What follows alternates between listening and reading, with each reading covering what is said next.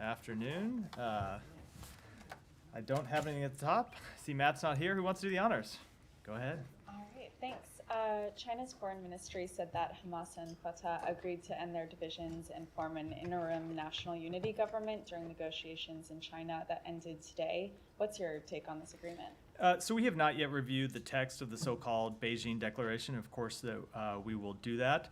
But as we have made clear for months, Hamas is a terrorist organization, something that we obviously made clear before October 7th. But when it comes to governance of Gaza at the end of the conflict, there can't be a role for a terrorist organization. Hamas has long been a terrorist organization. They have the blood of innocent civilians, both Israeli and Palestinian, on their hands. And so when you look at the post-conflict governance of Gaza, we do see, as we have made clear, we want to see the Palestinian Authority governing a unified Gaza and the West Bank, but no, we do not support a role for Hamas. Blinken is set to speak with Wang Yi in Laos. Will he raise this, and what's your evaluation of China's role in these talks? Is it helpful in trying to reach a ceasefire deal? So I don't have any, as I said, I don't want to pass judgment on this declaration that came out today beyond what I just said, because we haven't reviewed the full text. I want us to be able to look at it and give a more thoughtful response, which of course we will do. But when it comes to China's role, I think, as you know, the Secretary has talked to Wang Yi a number of times about playing a constructive role in Middle East diplomacy since the outbreak of the conflict. He called Wang Yi from Saudi Arabia on our very first trip to the Middle East just a week after October 7th, and he's spoke to him on the phone a number of times and spoke to him when we've had the occasion to travel to China and when Wang Yi has had the occasion to travel here. And what we have generally encouraged China to do is to use their influence with countries in the region, especially countries with whom they have a relationship with where we don't, to discourage any escalation in the conflict. So, for example, Iran, which has continues to finance and support proxies that have launched attacks on Israel, or in the case of the Houthis, have launched attacks on commercial shipping. We have used China to use its influence to try to bring those attacks to an end, and we'll continue to do that. And then Israel's foreign minister said that instead of rejecting terrorism, Abbas embraces murderers and rapists of Hamas. Are you concerned that this could complicate reaching a ceasefire deal, this response from Israel? We don't think that anything related to this declaration should in any way have an impact on the ongoing discussions to reach a ceasefire. As you've heard us say, we think it's an agreement is in sight. We think it's achievable. Doesn't mean we'll get there, but we have made progress in the talks. And no, I don't think either this announcement or the reaction to it should play a role in making making a conclusion of those talks more difficult. Thanks. Yeah. Thanks. Just on what Daphne just asked. So you're saying that it doesn't matter whether Hamas actually has a unity government with this, let's say, Fatah and the other groups and so on, and basically announce that they adhere to the principles enunciated by this group, by the PLO, and so on. So they have no role to play whatsoever? So, Saeed, they have not announced that they accept the principles of the PLO. That is an important point that you make. Hamas has not renounced terrorism. It has not renounced the use of violence to achieve its political aims. It has not renounced the destruction of the state of Israel, something the PLO has done. It remains a terrorist organization. It remains committed to killing civilians. It remains committed to bringing about the destruction of the state of Israel. So no, we do not see an organization that believes in those tactics and believes in carrying out terrorism as a suitable organization to govern the Palestinian people. Okay, so in fact, in their statements and so on, and their discussions and their interviews, and we have seen their spokesman engage on Arab satellite TV all the time, and they actually say that they will go along with the principles of the PLO. They accept the two-state solution. They accept whatever agreement that can come about. They are focused on the ceasefire, and achieving a ceasefire. You don't think there is anything positive in these gestures? The fact that they most recently spoke about a two-state solution as a solution to the conflict. They have not in any way committed to a two-state solution. And I just make clear, they could have, in the context of this declaration today, signed on to the principles of the PLO, and they did not. So Right. maybe a spokesman makes statements from time to time, but Hamas as an organization has not renounced its support for violence, its support for terrorism, or its commitment to the destruction of the state of Israel. And that's an important point. So, just, I don't want to belabor the issue, but, looking at how much influence Hamas has had in Gaza over the past, for a very, very long time, 17, 18 years and so on. And do you see a situation where they actually can be, completely taken out, or, can be decapitated, as the Israelis, just to use the Israeli term and so on, from the political scene? I mean, they have, they are embedded in the society itself. So a few things about that. As you've heard us say before, we of course believe that Israel can achieve military aims when it comes to the defeat of Hamas, but that is different, as you make clear in your question, to political aims. And we think that ultimately the best way to ensure that Hamas does not regain strength and reassert its position inside Gaza is to offer a different political path forward for the Palestinian people. And that's what we are committed to doing. That's what we have been trying to work on with all of our partners in the region. But I do think that there's another point that deserves to be made here, Saeed, which is the Palestinian people in Gaza ought to have a say in this as well. They ought to have the foremost say in choosing who their leaders are. And I obviously can't speak for the Palestinian people, but if you look at the death and destruction that Hamas's decision to launch the attacks of October 7th has brought on Gaza, there's no one that has brought more pain and suffering to the people in Gaza than Hamas, through their decisions first to launch the attacks of October 7th, and then their ongoing decision, which continues today, to hide among civilian communities and use civilians as human shields. So that's ultimately something that the Palestinian people have to speak to and speak to through their representatives. But I will say on behalf of the United States, we do not see it in any way as acceptable for a terrorist organization to play a role in governance, because you would see what you have always seen from Hamas, which is attacks on civilians, terrorism, and a further continuation of the conflict that has plagued the people of Israel and Palestinians for decades. Well, I agree 100% with you that, the final say ought to be for the Palestinian people and nobody else. I agree with you with that. Let me ask you about, prospects for the ceasefire. Are you inclined to believe that the Israeli Prime Minister may surprise everybody and announce that he agrees to the terms of the ceasefire? What is your reading of what's going on? Because, we are probably at the point where every little detail has been discussed, every iota or every I has been dotted and every T is crossed and so on. So I don't know what the Prime Minister will say either in his speech to Congress or in any of his other public remarks. I'll leave that to him. But the discussions continue, and there are a number of issues at play that we're still working to reach conclusion on that we have not yet reached conclusion. My final question is on, there was a report that Israel bombed attentive journalists. I wonder if you know about this report. And of course, there's been something like 160 Palestinian journalists that have been killed thus far. Why is there no outrage on the fate of journalists in Gaza? So I think there's a great deal of outrage about the deaths of journalists. You have heard us speak to this, not just me, but the Secretary has spoken to this a number of times and made clear the importance we place on the work that journalists do in conflict zones around the world, and of course especially in Gaza, where we, in many cases, the world only knows about what's happening inside Gaza because journalists who risk their lives, put their lives on the line to bring us the news, are there every day reporting it. And so we mourn the death of any journalist just as we mourn the death of any civilian.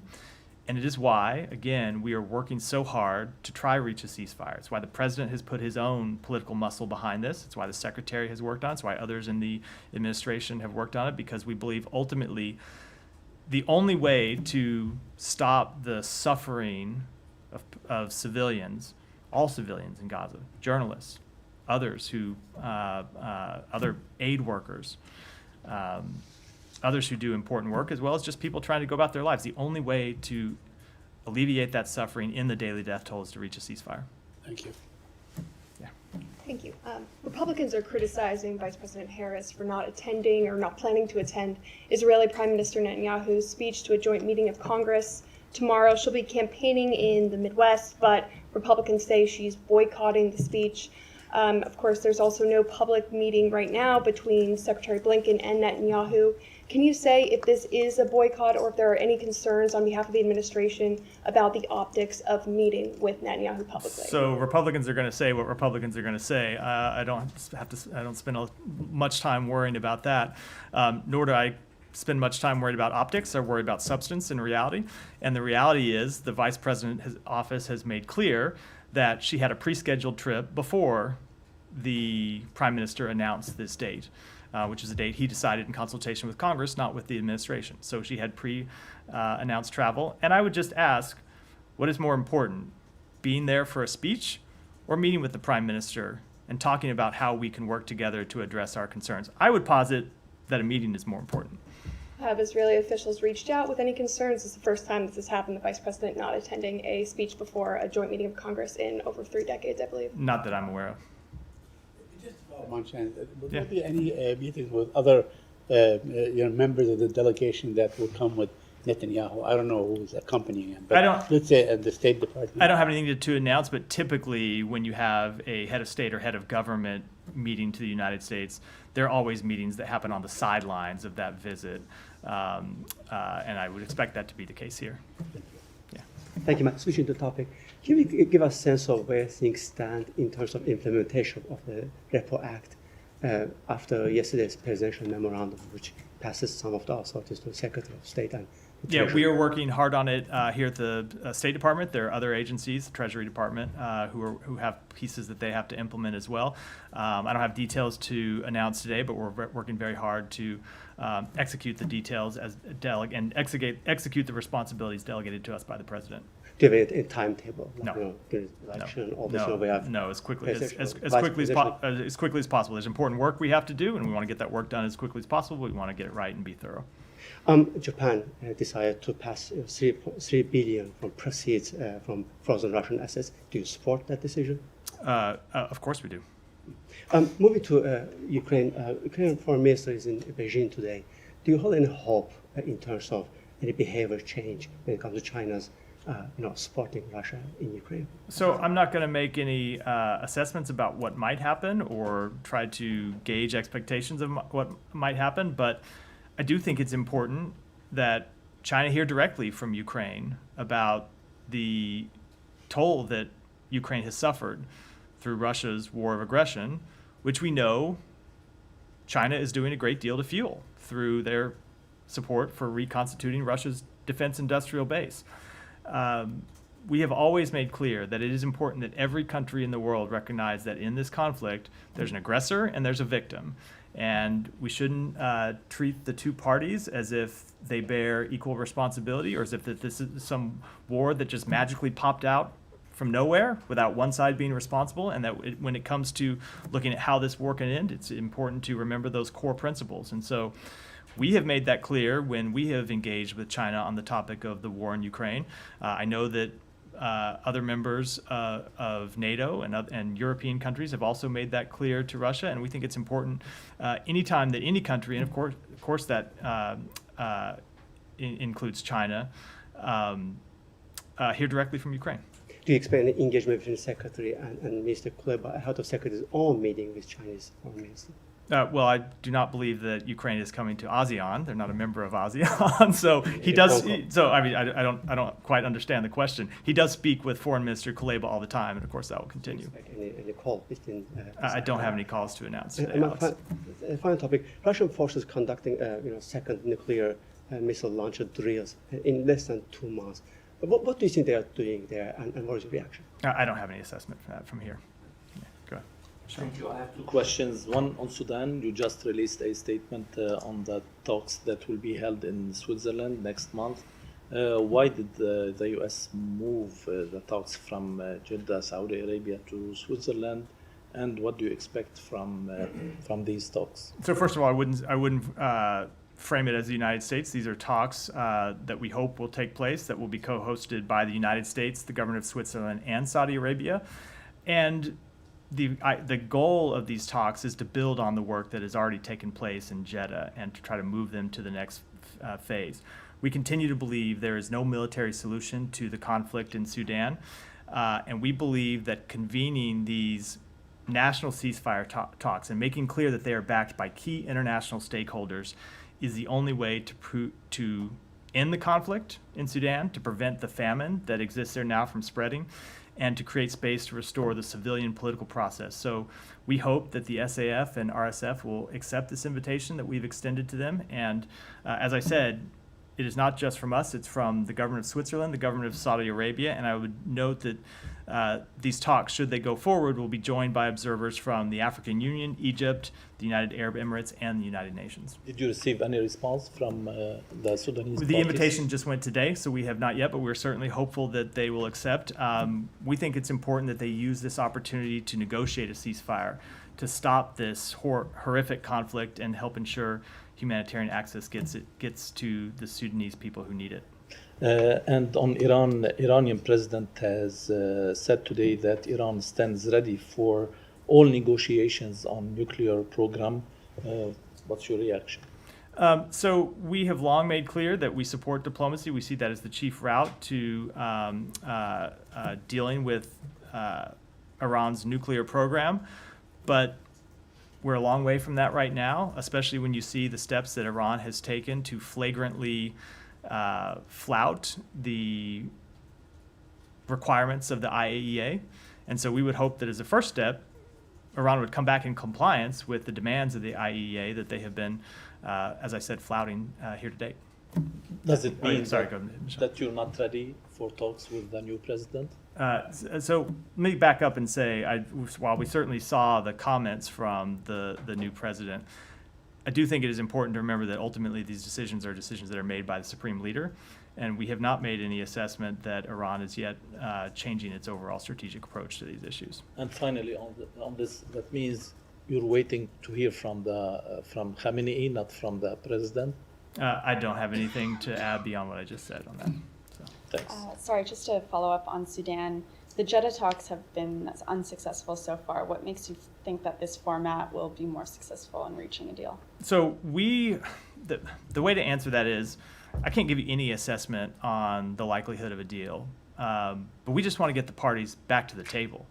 And what we determined is that bringing the parties, the three host nations, and the observers together is the best shot that we have right now at getting a nationwide cessation of violence and getting a ceasefire that would allow humanitarian actors to surge humanitarian assistance in and get back to this place where we can find a mechanism to restore the democratic transition that Sudan was on. And so we are looking, this is the Secretary spoke to this on Friday.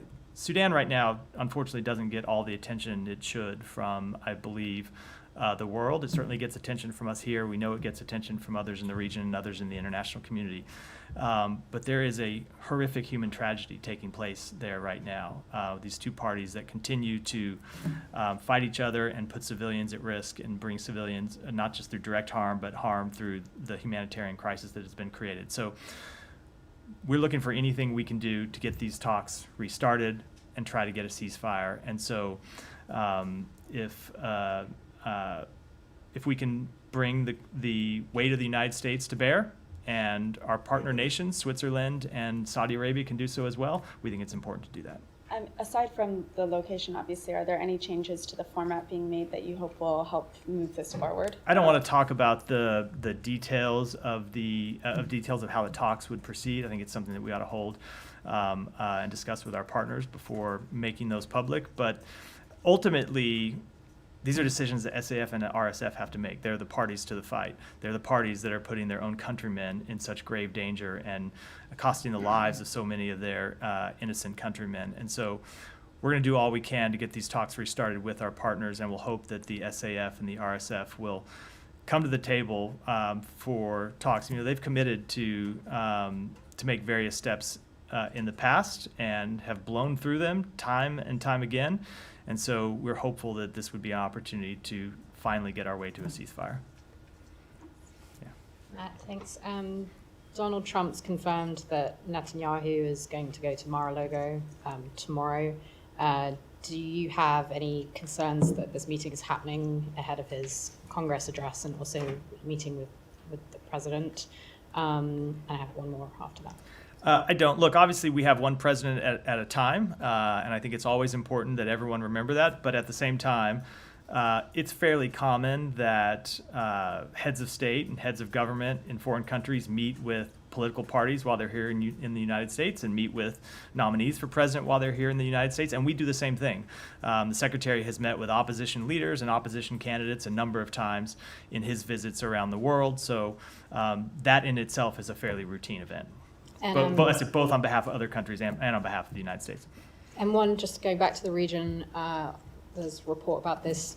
It's described as a secret meeting with the UAE about the Gaza Day After plan, and the reporting is that State Department Counselor Tom Sullivan attended. Can you confirm whether that meeting took place, and if yes, whether you can give us any more information about it? So that meeting did take place. Tom Sullivan was in the UAE at the end of last week to advance our plans around a ceasefire and advance our plans around the day after. But as often happens, I know people will portray these meetings as secret, but oftentimes these meetings involve pretty delicate, sensitive discussions and sensitive negotiations, and there's a reason we don't make the topics of those discussions public, and I think I will decline to do so here.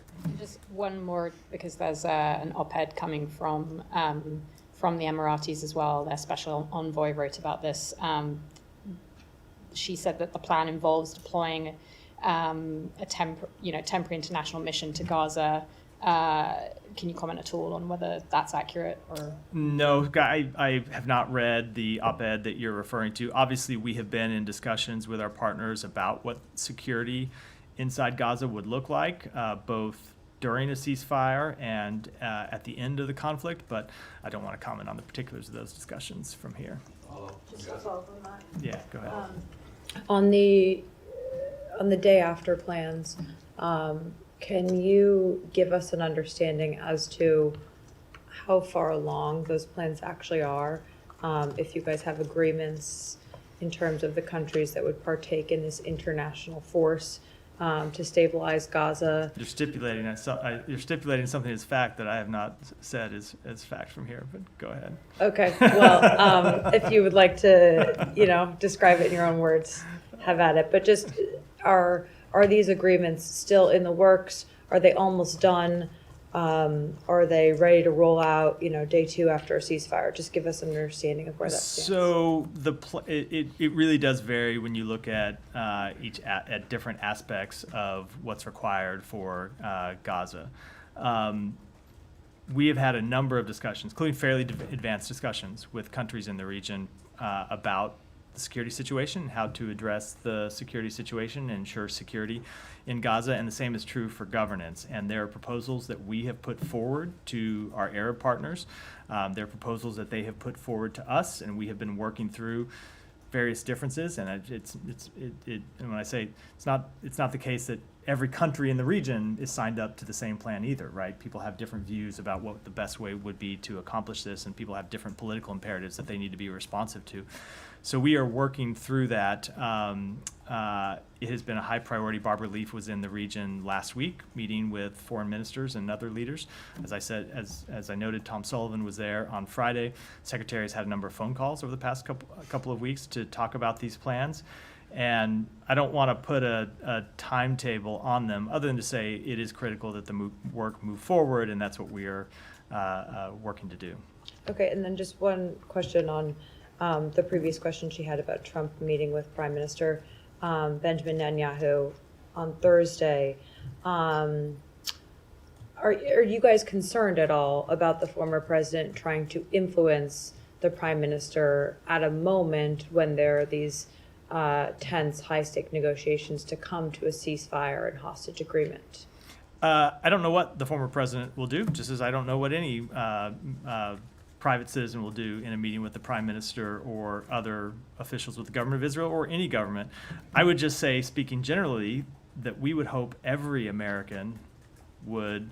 But there's certain Well, things hold he's on. allowed to do and not allowed to do. Yeah, sure, but I'll just say we would hope that every American would find it in the interests of the United States to work towards a ceasefire, to work to get a ceasefire over the line, to work to get the American hostages home. Remember, there's still Americans who are held hostage, not just Israeli citizens, but Americans as well.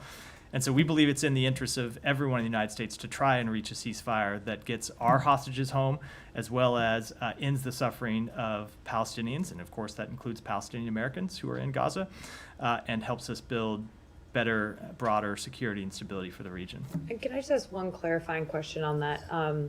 The Hatch Act prevents citizens who don't have authority from the United States from directly or indirectly having correspondence with foreign governments to try and influence the measures or the conduct I think of that's those the foreign Logan Act. governments. Is that the Hatch Act or the I Logan mean, Act? sorry, it's the Logan Act. Act. Yeah. Yeah, My, I'm thinking my old Hatch Act. DOJ hat on here. Yes. I still remember. I Thank remember you. little bits and pieces of it crawling around back here How somewhere. would you guys know if the Logan Act was violated here, given you're not going to have any U.S. official in these meetings? Maybe you have a plan for getting a readout. Can you just explain to us how you know? in a I situation think like when this? it comes to any question about enforcement of U.S. law, I would defer entirely to the Justice Department. I don't think it's appropriate for me to comment in any way. Okay. Yeah, I'll come to you next, but go ahead, Saeed. Yeah, very quickly. I mean, we have witnessed before, and I'm old enough to remember the Reagan campaign, and they actually did influence the hostage negotiations and so on, and they delayed it. I mean, there are examples in history where actually this happened, where, certain contenders do not believe that we have one president at a time. I think it's a situation that is probably, kind of critical and for you guys to deal with. Look, in I'm this particular not going to case. speak to a meeting between the former president and the prime minister, but as I said, we would hope that no American citizen of any party would do anything to jeopardize the work to bring home American hostages who have now been held in captivity for over 9 months. Go ahead. Thank you. On the topic of presidents, with President Biden being done in 6 months, does the administration, thereby extension, the State Department, Antony Blinken, are they at risk of losing any leverage of ending the war in Gaza or in freeing the hostages?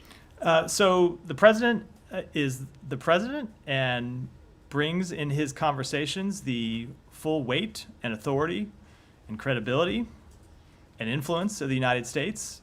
And that has not changed, and that is not going to change as long as he's president, and the same goes for the Secretary of State. And so when we have conversations with foreign governments, we always make clear our position and the things that we are willing to do to stand by our position, and that will be the case. If I may, if you'll indulge me, please, on Nicaragua, I know it's totally separate, but can I? Yeah. Okay, thank you. Religious freedom in Nicaragua, a couple questions. USCIRF, I'm sure you're familiar with it, the U.S. Commission on International Religious Freedom. They say religious freedom conditions in Nicaragua are getting worse, deteriorating.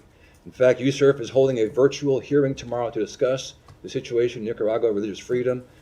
First question, will the State Department be in attendance at that virtual meeting? I don't know the answer to that. I'm happy to check and get back to you.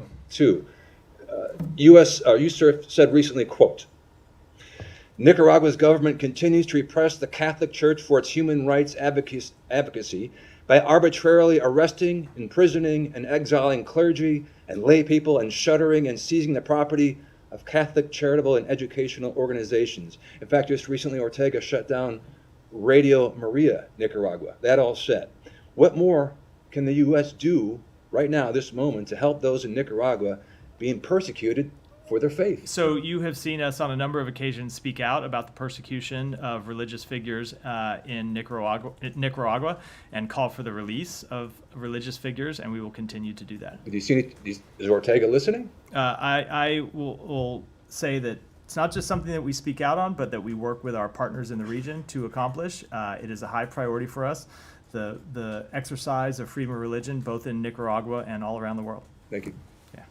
Thank you, Matt. Today, Secretary Blinken met with the Yazidi society leaders here at the State Department. And the Yazidi communities, since 10 years ago when they faced the genocide, they are they never been so vulnerable as they are now. Unable to go back to their homes, and also they are living in a dire situation in IDP camps in the Kurdistan region. The so-called Shingal Agreement has not and no longer been implemented.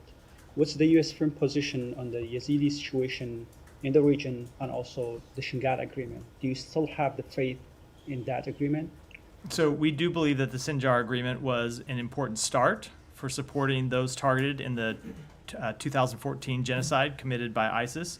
But as you note, the agreement has not yet been fully implemented, which must be done in partnership with local communities, including the Yazidis.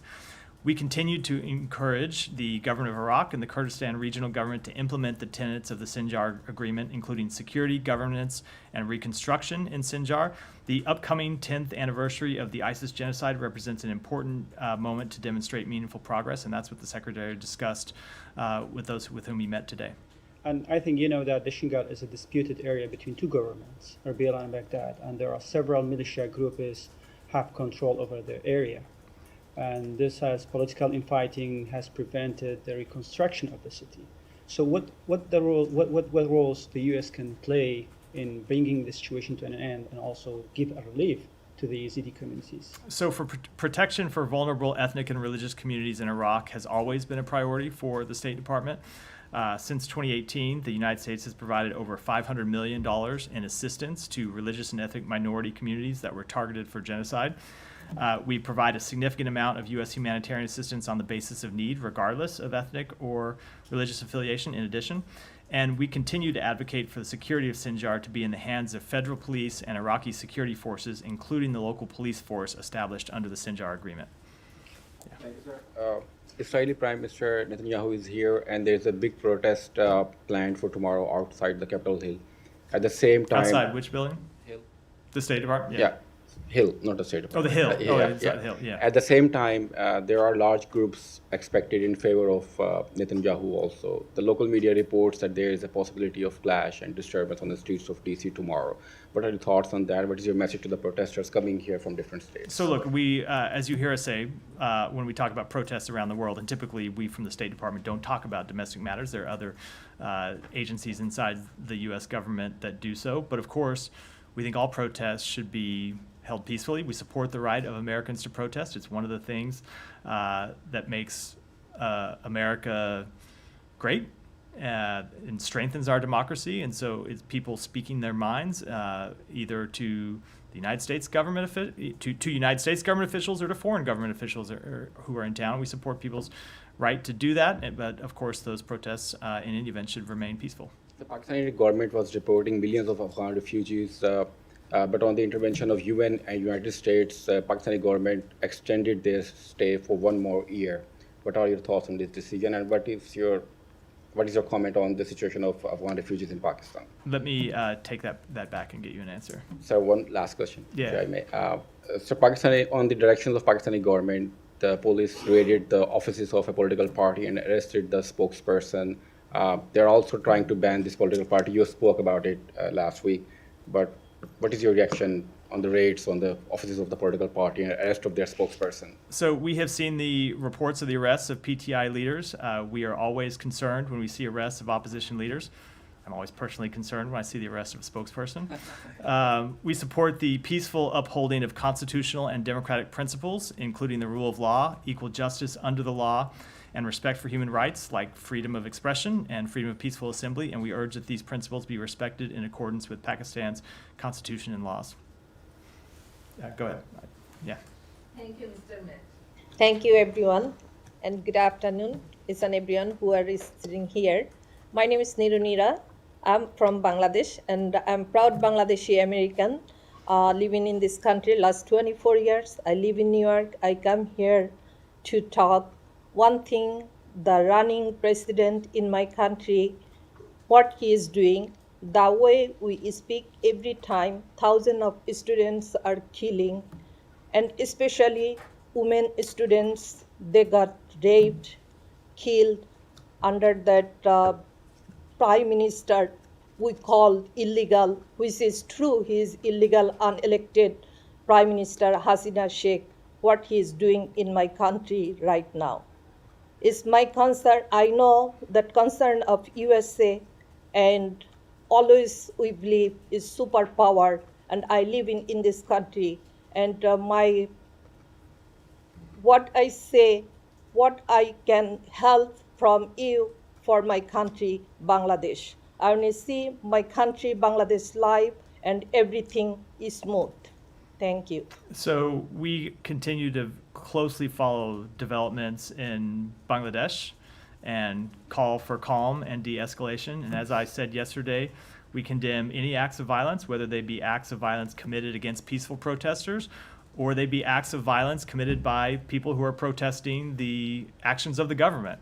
We support peaceful assembly, we support peaceful protests, but in all cases, they ought to be carried out peacefully, and the government should refrain from acts of violence against peaceful protesters.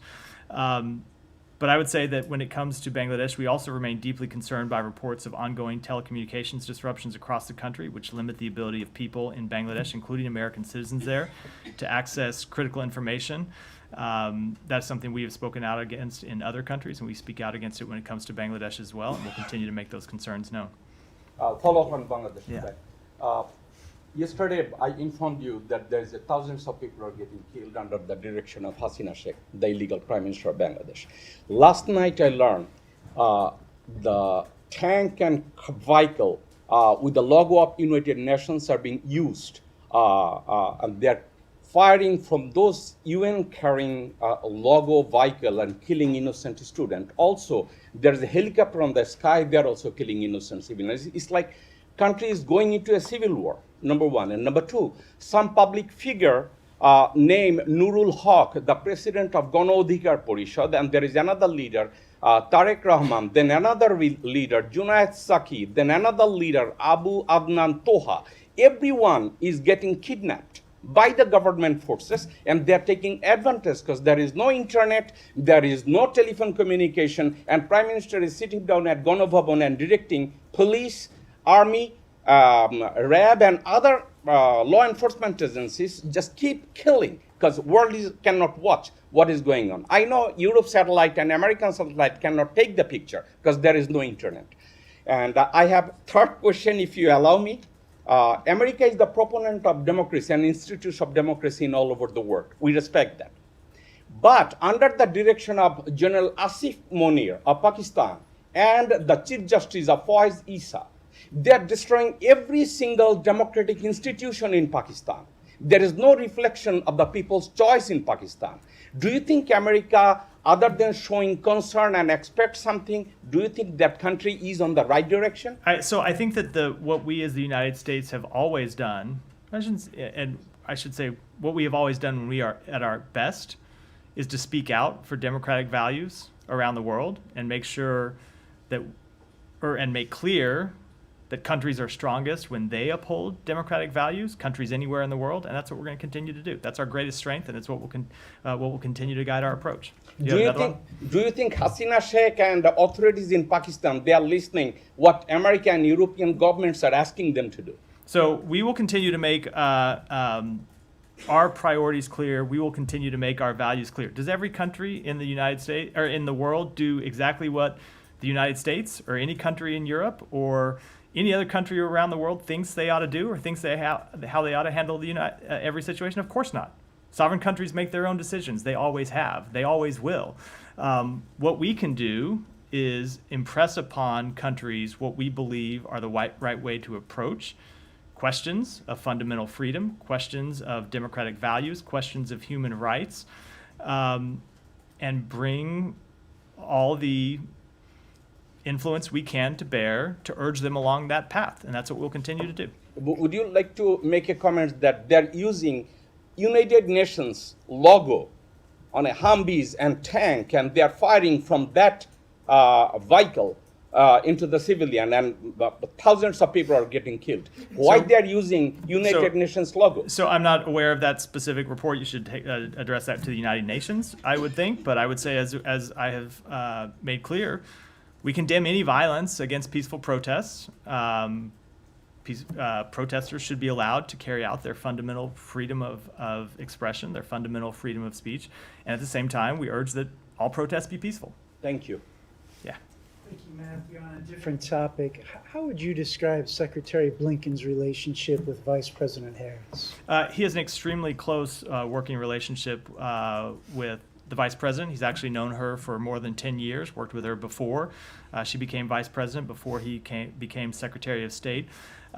He spoke to some of this morning when he talked about how he's seen her inside the Oval Office, inside the Situation Room, and overseas, asking tough questions about difficult issues and really getting to the heart of some of the difficult foreign policy choices that we face, and that he has been impressed by her both command of various foreign policy issues, but just as importantly, her insights into getting at what really can be the nub of an issue and trying to determine how we as a nation can move forward in a way that serves the American people. And would he be interested in continuing to serve under a potential Harris administration? You know, let's not get ahead of ourselves here. There's an election that's going to take place. I'm not going to comment on the election. I think we should take things one day at a time. Yeah. Thank you. I don't claim to be an expert on this, but there's a British musician called Charlie who has described Kamala Harris as brat. She did give an interview to the BBC saying, explaining what that term means. She said, who feels like, talking about Kamala here, feels like herself, but maybe also has a breakdown, but kind of like parties through it, is very honest, very blunt, a little bit volatile, like does dumb things, but it's brat, you're brat, that's brat. Just wondered if you had any comment on that as the possible future president, whether that affects my comment is I think I am officially aged out of participating in this conversation, and I'm trying to think of anything I could say that wouldn't make me look worse for having saying it, and I'm coming up with nothing. So I think some things are better left to a younger generation to comment on, and I'm certainly not that. Thank you so very much. I'm not sure if someone already asked about this, but it's about the U.S. troops withdrawal from the Iraq, as number of media reports suggest that Iraqi officials, Iraqi government, they want complete withdrawal of U.S. forces, and we have seen months before U.S. hosted top Iraqi official regarding this. So the question is, with this intense and panic situation in Middle East, U.S. is ready to do for this, and there is specific quantity, specific numbers U.S. have to keep there with this withdrawal process. So I would refer you to the Department of Defense to comment on that in detail, but as we've said before, we are committed to the Higher Military Commission, which is a process that is taking place in Baghdad to determine how and when the coalition's military mission will transition. We've spoken to this before, and nothing has changed. Secondly, the Pakistani recent military spokesperson highlighted three things I asked before, and my senior colleague, Mr. Afridi, asked many times. That is regarding the digital terrorism that Pakistani military spokesperson is mentioning again and again, and that is all about all those vocals who are supporting Imran Khan and its party narrative and all that. Secondly, he highlighted the number of operations Pakistani military is doing per day in 24 hours. That is between hundreds, 60 to 80 operations he mentioned. So there are two questions. So I already asked before that the firewall Pakistani government introduced to curtail media freedom, social media freedom, and secondly, the Pakistani officials, the security officials, they are again hinting more U.S. military assistance or something like that. So you have anything So on with that? respect to the first question, as I've spoken to with respect to other countries, we support media freedom in Pakistan, just as we support it around the world. And with the second, I don't have any announcements to make today. With that, I think we'll wrap for today. Thanks, everyone. Thank you.